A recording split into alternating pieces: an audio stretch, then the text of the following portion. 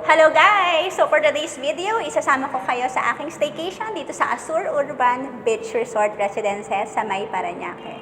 So, I booked a room under 504 Boracay Tower. Let's check it out!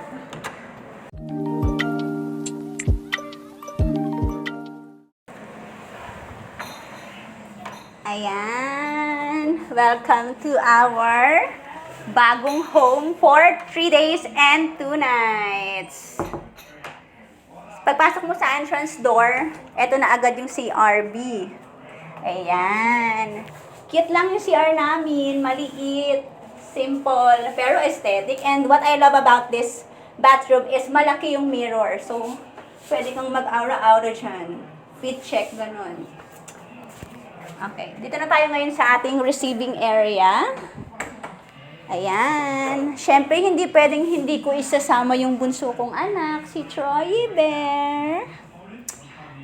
Ayan. Kompleto tong complete unit na talaga to. Like, complete, fully furnished ba? I mean, may sofa, may table, may mirror ulit. Perfect sa akin na mahilig umaura-aura and magmaganda. Over here, meron tayong induction cooker. Tapos, ang tawag dito? Dishwasher? Basta lagay ng mga plato pag naugasan na. Yung sink, microwave, ref. Dito sa kanilang cabinet nakatago or nakastore yung electric kettle, lagay ng mga condiments. Tapos rice cooker, baso. Dito naman makikita yung ating mga plates and other tablewares. Sa baba, syempre, dito yung ating mga cookwares, chopping board pans, etc.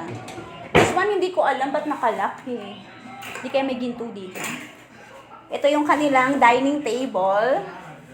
Perfect sana to pang date eh. Like, good for two. Kaso to follow na lang si Jowa siguro. Let's go na sa ating bedroom.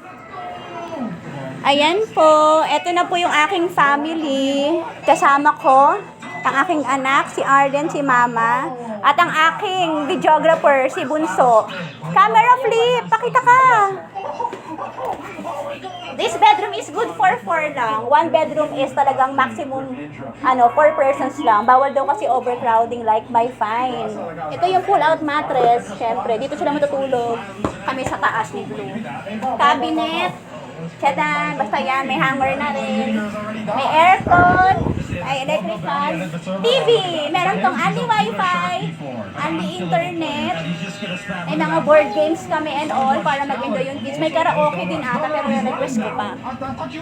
Tara na sa most awaited part! Ito talaga yung important factor na kinoconsider ko kapag nag-book ng staycation.